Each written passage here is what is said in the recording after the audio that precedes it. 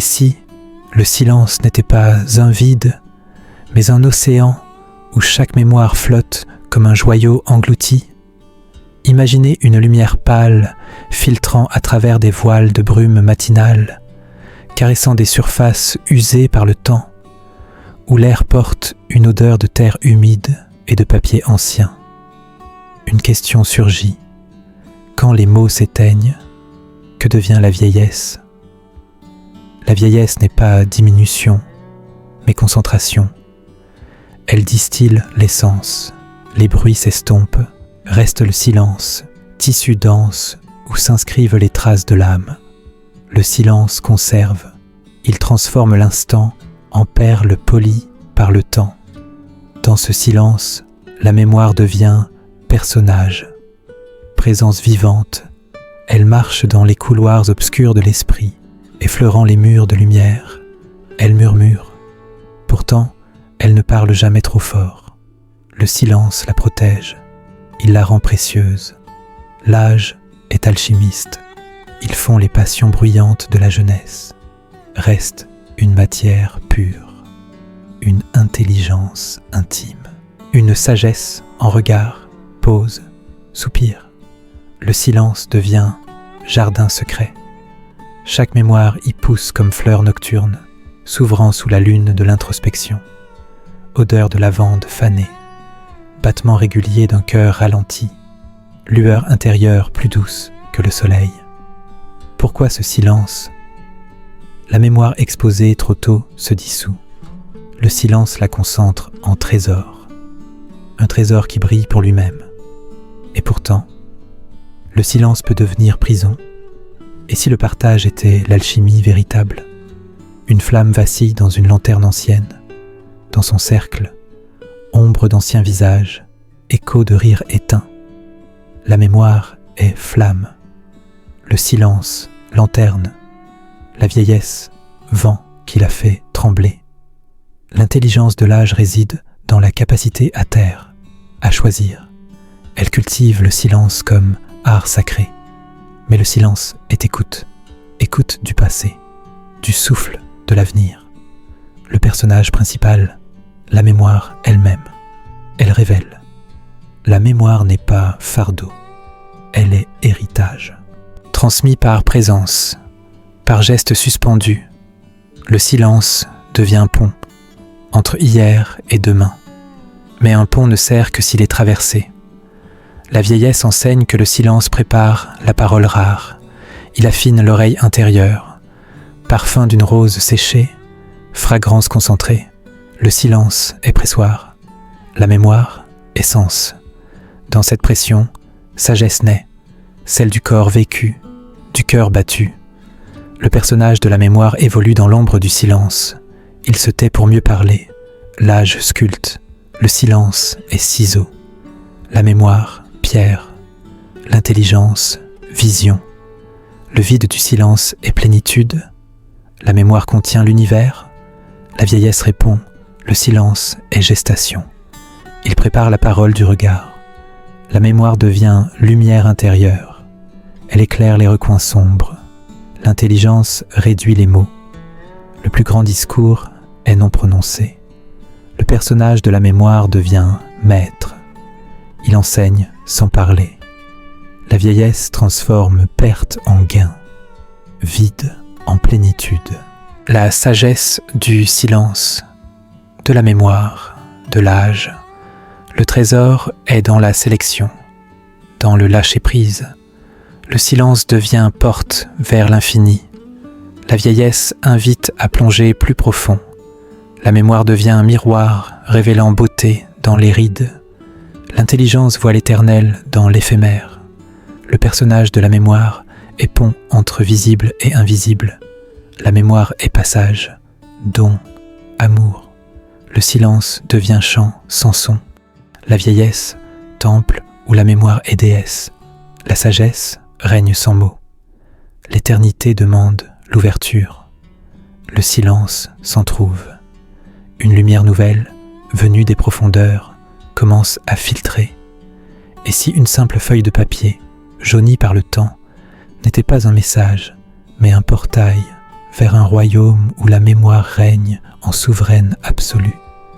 Imaginez une table ancienne, surface polie par des mains invisibles, où une enveloppe repose comme un oiseau blessé.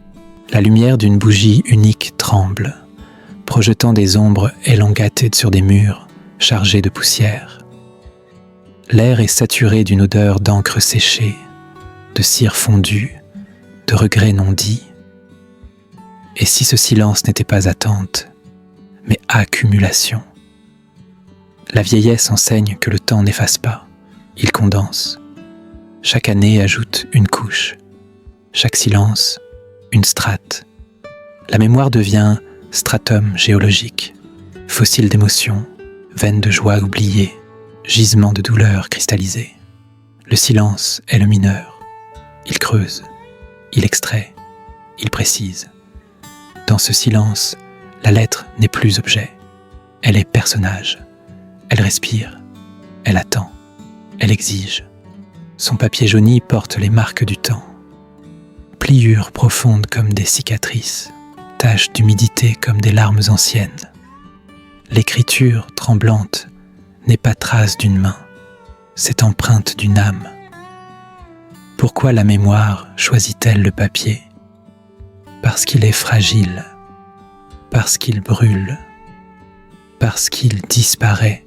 Et dans cette disparition potentielle réside sa valeur. Le silence protège le papier comme il protège la mémoire, en l'enfermant, en le sacralisant, en le rendant intouchable. Mais l'intouchable appelle le toucher. L'âge apporte une intelligence particulière, celle du doute fructueux. Il sait que garder n'est pas posséder. Il sait que conserver peut devenir étouffer. La sagesse naît de cette tension entre le désir de protéger et le besoin de libérer. Considérons le parfum, une goutte de lavande séchée, conservée dans un sachet de soie. Année après année, elle perd sa puissance. Mais un jour, on ouvre le sachet. L'odeur explose, plus forte, plus pure, plus vraie. La mémoire fonctionne ainsi. Le silence est le sachet. La vieillesse, la main qui hésite à l'ouvrir. Et si l'ouverture était le véritable acte de courage? Le silence n'est pas uniformément sombre. Il contient des gradations, des zones de lumière intérieure, des éclats de rire figés, des larmes séchées en cristaux. La mémoire navigue entre ces zones comme un bateau dans la brume. Parfois, elle accoste.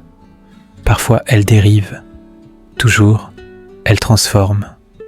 L'intelligence de l'âge réside dans cette navigation. Elle sait quand accoster, quand lâcher prise, quand laisser couler. Le personnage de la lettre n'est pas statique.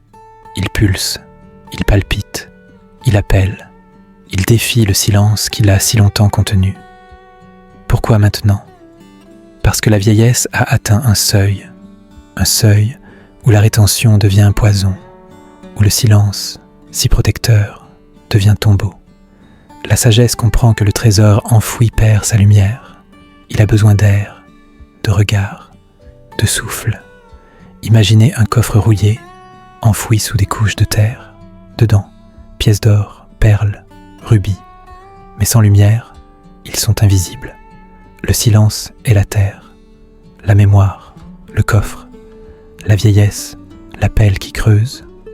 Mais creuser pourquoi? Pour garder ou pour offrir? La question tourmente. Le silence amplifie. La mémoire répond par image. Un enfant courant dans l'herbe, une main tendue, un baiser volé sous la pluie. Ces images ne sont pas passées. Elles sont vivantes. Elles exigent. Elles supplient. Le personnage de la lettre devient un messager. Il porte non des mots, mais des émotions cristallisées, des regrets polis, des amours affinés, des peines adoucies. L'âge, dans sa maturité, sait lire entre les lignes. Il sait que le papier jauni n'est pas fin, mais commencement. Il sait que le silence autour de la lettre n'est pas barrière, mais invitation. invitation à plonger, à déchirer, à libérer. Et si la libération était la véritable conservation, si partager la mémoire était la rendre éternelle? La sagesse de la vieillesse répond oui. Elle sait que le silence seul est stérile, que la mémoire gardée pour soi se flétrit, que le trésor non partagé devient fardeau. Le personnage de la lettre, alors, devient clé. Une clé rouillée, mais fonctionnelle. Une clé qui ouvre non une porte, mais un cœur. Un cœur qui a longtemps battu en solo. Un cœur qui a appris le rythme du silence. Mais le rythme change. Il accélère. Il vibre. Il appelle. L'intelligence de l'âge perçoit le changement. Elle sait que le moment est venu. Le moment de l'ouverture. Le moment de la révélation. Le moment où le silence cède la place à une parole plus rare, plus dense, plus vraie. La lettre s'ouvre. Un parfum ancien s'échappe, portant avec lui les secrets d'un passé transformé en trésor. Et si un éclat de verre reflétait non le visage, mais l'âme entière, où chaque fissure raconte une mémoire plus précieuse que l'intégrité?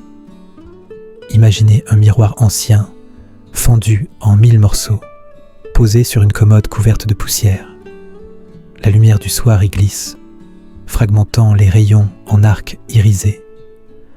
L'air porte une odeur de bois vermoulu et de larmes séchées. Et si ces fissures n'étaient pas blessures, mais portes, la vieillesse comprend que la perfection est illusion, que l'intégrité physique cache souvent la fragmentation intérieure, que le miroir brisé est plus honnête que le miroir lisse. Le silence entoure le miroir comme un cocon. Il ne répare pas, il révèle. Il transforme chaque éclat en fenêtre, chaque fenêtre en mémoire. Le personnage du miroir n'est pas objet, il est témoin, témoin silencieux de rires, de pleurs, de regards échangés, témoin de la jeunesse qui se penchait, confiante, de la maturité qui évitait, de la vieillesse qui affronte. Pourquoi affronter maintenant? Parce que le silence a atteint sa densité maximale. Parce que la mémoire, fragmentée, demande recomposition.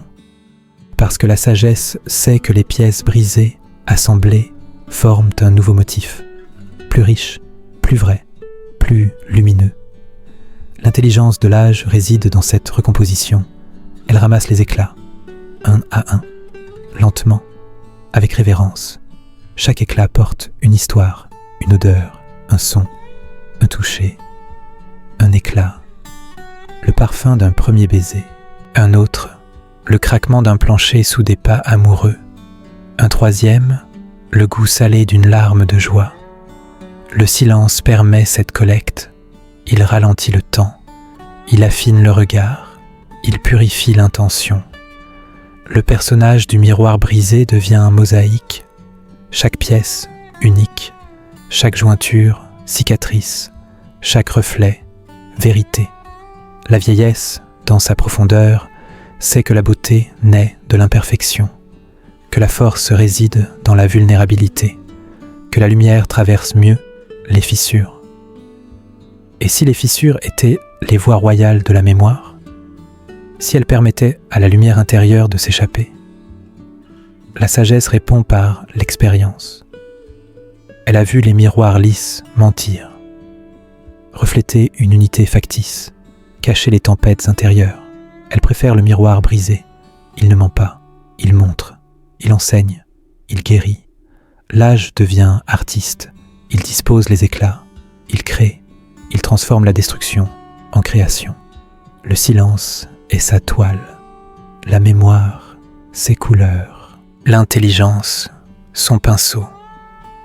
Le personnage de la mosaïque prend vie. Il respire, il palpite, il raconte, sans mots, par reflet, par ombre, par lumière dansante. La vieillesse contemple son œuvre.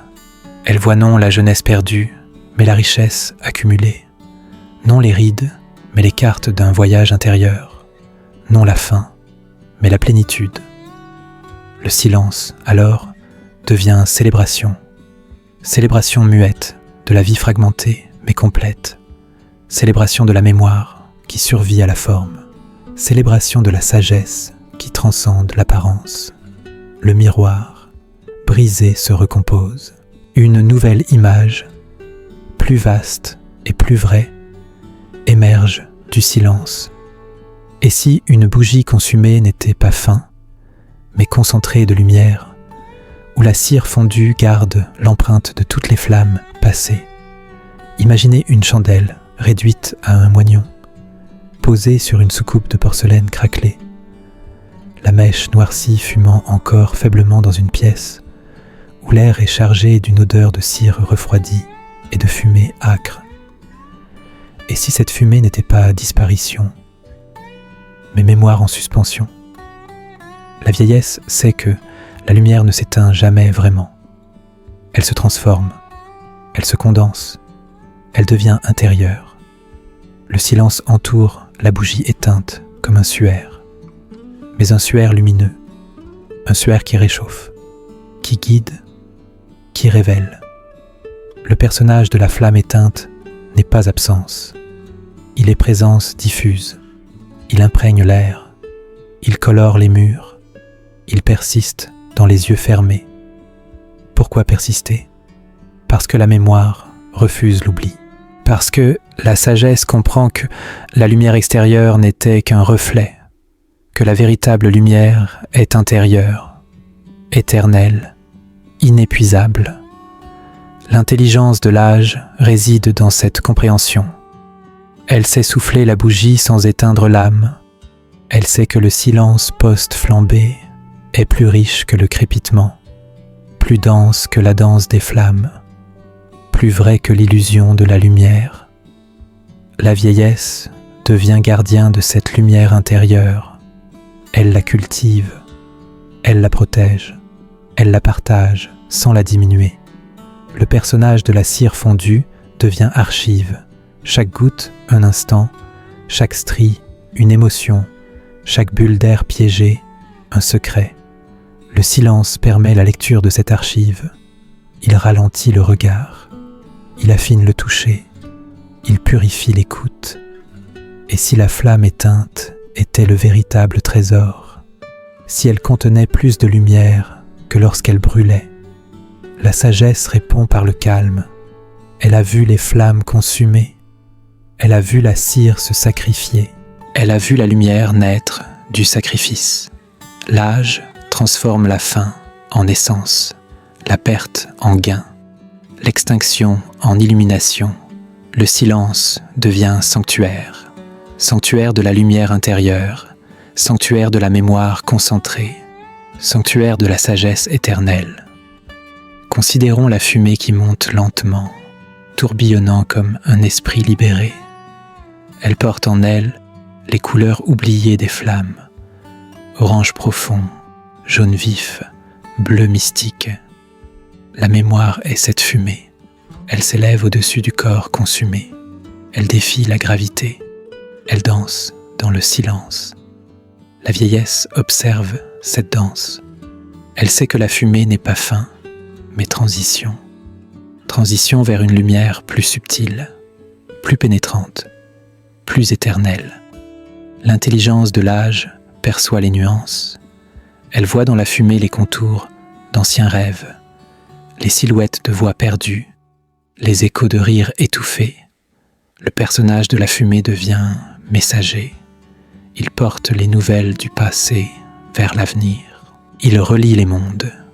Il transcende le temps. Pourquoi ce messager? Parce que la vieillesse a besoin de ponts. Pont entre ce qui fut et ce qui est. Pont entre ce qui est et ce qui sera. Pont construit non en pierre, mais en silence, en mémoire, en sagesse.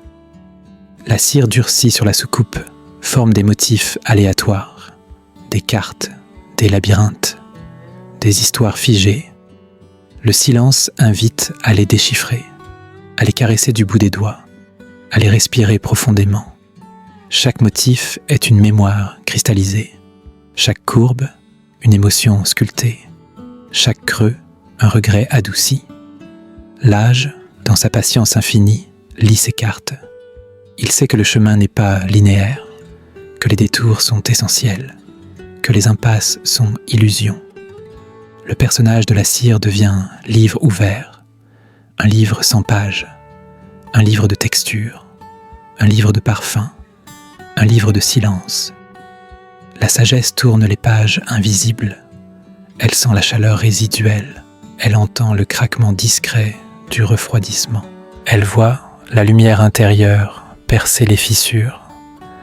Et si la flamme éteinte était le moment de la révélation suprême, si le silence après l'extinction était le plus grand discours, la vieillesse répond par l'acceptation. Elle accepte la fin de la lumière extérieure pour embrasser la lumière intérieure. Elle accepte le silence pour entendre la musique des sphères. Elle accepte la mémoire pour transcender le temps. L'intelligence de l'âge culmine dans cette acceptation.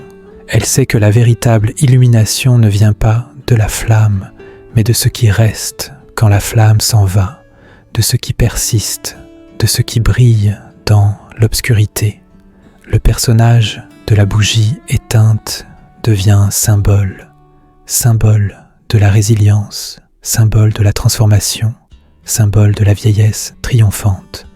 Le silence, dans sa profondeur, devient hymne, hymne muet à la lumière éternelle, hymne à la mémoire indestructible, hymne à la sagesse infinie. La vieillesse, dans sa plénitude, devient phare. Un phare sans flamme visible, un phare dont la lumière vient de l'intérieur, un phare qui guide non par éclat, mais par présence. Et dans cette présence, une vérité ultime se révèle. La lumière ne meurt pas, elle se concentre, elle se purifie, elle devient trésor. La flamme éteinte brille plus fort dans le silence. Une lumière intérieure, inépuisable, s'éveille. Et si un jardin desséché n'était pas mort, mais réservoir de vie, où chaque feuille tombée nourrit une mémoire plus riche que la floraison? Imaginez un jardin abandonné, herbes folles envahissant les allées de gravier craquant sous un vent inexistant, l'air chargé d'une odeur de terre sèche et de pétales oubliés. Et si cette sécheresse n'était pas stérilité, mais concentration? La vieillesse comprend que la vie ne s'arrête pas avec la fleur. Elle continue dans la graine, dans la racine, dans le silence de la terre. Le personnage du jardin fané n'est pas ruine, il est promesse, promesse de renaissance, promesse de profondeur, promesse de sagesse. Pourquoi cette promesse? Parce que la mémoire a besoin de sol fertile, parce que le silence a besoin de racines profondes, parce que l'âge a besoin de cycles. L'intelligence de la vieillesse réside dans cette compréhension des cycles. Elle sait que le printemps suit l'hiver, que la floraison suit le repos, que la vie suit la mort apparente. Le silence du jardin fané est plus éloquent que le bourdonnement des abeilles, plus dense que le parfum des roses, plus vrai que la couleur des pétales. La vieillesse marche dans les allées envahies. Elle sent le craquement des feuilles mortes. Elle entend le murmure du vent dans les branches nues. Elle voit la beauté dans le dépouillement. Le personnage de la feuille tombée devient messager. Elle porte en elle l'essence de l'arbre, la mémoire de la sève, le secret de la photosynthèse. Elle nourrit le sol, elle prépare le futur, elle transforme la fin en commencement. Le silence permet cette transformation. Il ralentit le temps, il affine l'essence, il purifie l'intention. Et si le jardin fané était le véritable paradis, si le silence des plantes dormantes était le plus grand chant? La sagesse répond par l'observation. Elle a vu les jardins en fleurs se faner. Elle a vu les feuilles tomber pour renaître. Elle a vu la vie triompher du dépouillement. L'âge devient jardinier de l'âme. Il plante des mémoires dans le sol du silence. Il arrose avec la patience. Il récolte avec la gratitude. Le personnage de la racine cachée devient pilier, pilier invisible, pilier essentiel, pilier éternel. La vieillesse sait que la force est sous terre, que la beauté est dans l'attente, que la plénitude est dans le repos. Le silence devient terreau, terreau de la mémoire, terreau de la sagesse, terreau de l'intelligence. Considérons la graine enfouie, noire, dure, oubliée, mais vivante, pulsante, prête. La mémoire est cette graine, le silence, la terre, la vieillesse, le temps qui attend. Et si l'attente était la plus grande action, si le silence était le plus grand mouvement, la sagesse de l'âge répond oui. Elle sait que la précipitation tue la graine, que le bruit étouffe la pousse, que la lumière trop forte brûle la feuille naissante. Le personnage du jardin fané devient maître. Il enseigne la patience, il enseigne la confiance, il enseigne la profondeur. La vieillesse apprend. Elle apprend à attendre, à écouter, à sentir. Elle apprend que le trésor n'est pas dans la fleur visible, mais dans la racine invisible, dans la graine dormante, dans le silence fertile. L'intelligence culmine dans cet apprentissage. Elle voit les cycles, elle respecte les saisons, elle honore le repos. Le silence, dans sa richesse, devient symphonie, symphonie muette de la vie en gestation, symphonie de la mémoire en maturation, symphonie de la sagesse en éclosion. La vieillesse, dans sa sagesse ultime, devient graine elle-même, prête à tomber, prête à mourir, prête à renaître. Et dans cette renaissance, une vérité se révèle. Le jardin fané n'est pas fin. Il est préparation. Préparation à une floraison plus profonde, plus durable, plus éternelle. Le jardin fané verdit dans le silence. Une vie nouvelle, plus profonde, germe des racines anciennes. Et si un écho qui s'éteint n'était pas perte, mais amplification intérieure, où chaque vibration retenue devient mémoire éternelle. Imaginez une vallée vide, rocher nu, reflétant un son qui s'affaiblit progressivement, l'air chargé d'une odeur de pierre froide et de vent ancien. Et si cet affaiblissement n'était pas disparition, mais concentration? La vieillesse sait que le son ne meurt pas. Il se transforme, il se condense, il devient intérieur. Le silence absorbe l'écho comme une éponge, mais une éponge vivante, une éponge qui restitue, qui amplifie, qui révèle.